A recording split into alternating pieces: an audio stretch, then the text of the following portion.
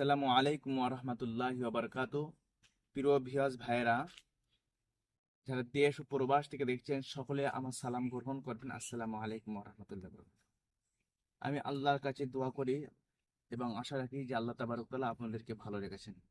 আলহামদুলিল্লাহ। আপনাদের দোয়া আল্লাহ তাবারক তাআলা আমাকে ভালো রেখেছেন, আলহামদুলিল্লাহ। আমি আজকের একটা জায়গায় এসেছি, আপনারা দেখতে পাচ্ছেন, এটা বট গাছের তলায়। বিভিন্ন কাজের সূত্রে বিভিন্ন জায়গায় যেতে হয়, বিভিন্ন কাজ অনুযায়ী বিভিন্ন জায়গায় যেতে লাগে।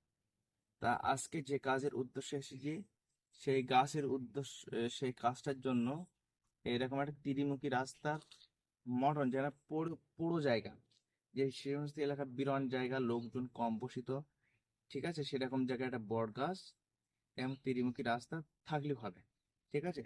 তা আমি এখানে এসেছি, ত্রিমুখী সরু রাস্তা কিন্তু, এবং বট গাছের যে পাশে একটা শীষের খাল আছে, ময়লা খাল যাকে বলা হয়। কিন্তু এই জায়গাটার উদ্দেশ্য আপনারা বুঝতে পারছেন কিরকম ধরনের কাজের উদ্দেশ্যে আমি এসেছি আজকে। কারণ এখানে আল্লাহ ভালো জানে, আশা করা এটা যায় না যেখানে ভালো মুরব্বীজন থাকে। এখানে অধিকাংশ জায়গায় একটু খুব মোটামুটি শক্তিশালী জিন্নাত থাকে, এবং তারা একটু বদমাইশি গোছের হয়, কিন্তু তারা ভালো। এবারে সে সমস্ত জিন্নাতদের কাজ করতে গেলে এবার কিছু কিছু কাজের জন্য এই সমস্ত জায়গায় আসতে হয়, এই সমস্ত জিন্নাতদের প্রয়োজন পড়ে। আর আমি এই জায়গায় এসেছি সেরকম একটা মারাত্মক কাজের উদ্দেশ্যে, যে কাজটা হলো একজন মুম্বাই থাকে একজন ব্যক্তি, তার সে কাজটা তার স্বামীর বিরুদ্ধে কাজ। তার স্বামীর বিরুদ্ধে কেমন কাজ, যে তার স্বামী তাকে যখন সকালবেলা যায় রাত্রিবেলা ফিরে আসে, এবং রাত্রিবেলা যখন ফিরে আসে তখন তাকে লাঠি ঝাঁটা করে। তাহলে লাঠি ঝাঁটা যেরকম বলে মারধর, এরকম অত্যাচার চালায়।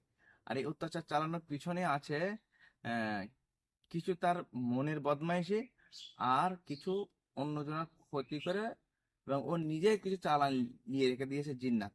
কারণ ও একটা যে কারবার করে, সে কারবার বলার মতন নয় মুখে।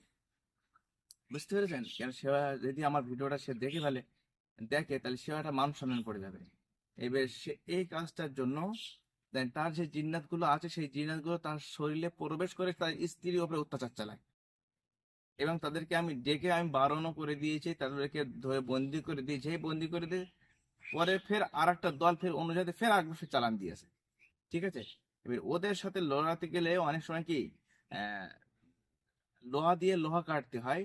সেই রকম জায়গায় এখানে এসছি, যে কিছু ওই রকম শক্তিশালী জিনেদের সাথে লড়তে গেলে আর কিছু শক্তিশালী জিনেদের প্রয়োজন পড়ে। এই যে বট গাছটা আছে দেখেছেন, এই বট গাছটা খুব অদ্ভুত বট গাছ।